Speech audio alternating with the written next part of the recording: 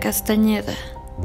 El Manicomio General, o mejor conocido como La Castañeda, abrió sus puertas un 1 de septiembre de 1910.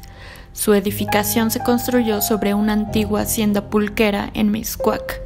Su arquitectura se basó en la del Charenton, un hospital psiquiátrico parisino. Desde el inicio, el proyecto del Manicomio General tuvo el apoyo total del gobierno de Porfirio Díaz. La construcción comenzó en 1908 y concluyó 2 años más tarde, en terrenos que pertenecieron a la hacienda de La Castañeda, propiedad de don Ignacio Torres Adalid, conocido como el Rey del Pulque. El manicomio tenía capacidad para atender a 1,300 pacientes, repartidos en 15 edificios, con un área total de poco más de 140,000 metros cuadrados. Incluía albergues para médicos, casas para los administradores y el director, enfermería, talleres, establos, un sitio para enfermos infecciosos y un mortuorio. El edificio central tenía un reloj con campanas que se escuchaban en todo el hospital. Los pabellones de La Castañeda obedecían a la terminología médica de finales del siglo XIX. Pabellón de imbéciles, tranquilos, violentos, toxicómanos, agitados, infecciosos, etc. El manicomio pretendía marcar historia en la atención psiquiátrica en México, en el que el Estado asumiría la tutela y el cuidado médico de los enfermos mentales. Pero no fue así. En 1911, Porfirio Díaz se fue al exilio y estalló la revolución. La Castañeda se quedó sin apoyo económico y abandonada a su suerte.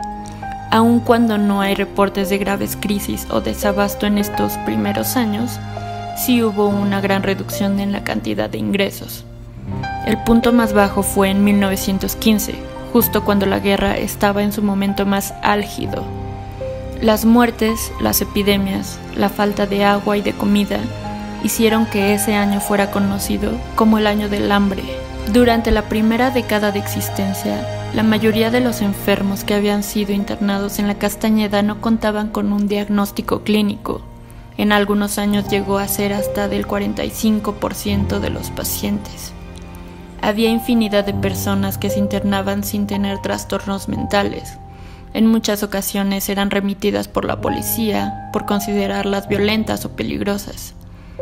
Ya para 1920, algunos periódicos publicaban notas sobre las terribles condiciones que se vivían en La Castañeda.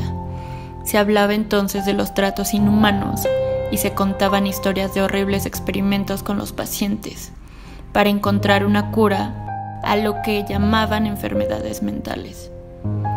También aparecieron informes sobre el mal estado de las instalaciones, ausencia de colchones y sábanas, ventanas con vidrios rotos, plagas de ratas y una farmacia miserable.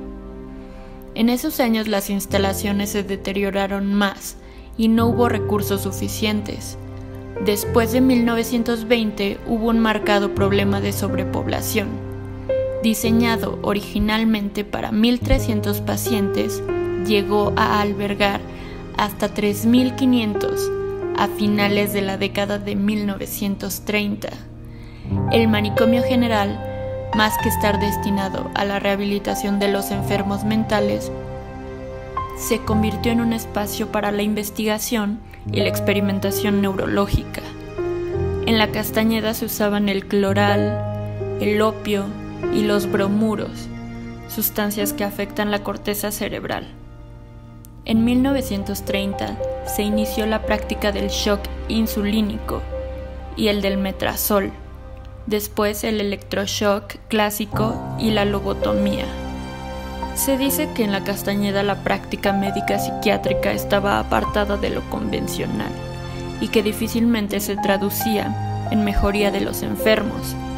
El manicomio se convirtió entonces en un asilo donde los internos morían por las condiciones insalubres en las que vivían o por la falta de atención.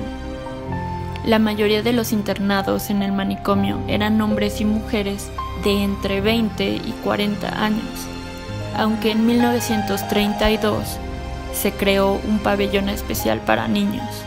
En el archivo histórico de la Secretaría de Salud existen 61.480 expedientes de los pacientes que pasaron por la Castañeda a lo largo de 58 años.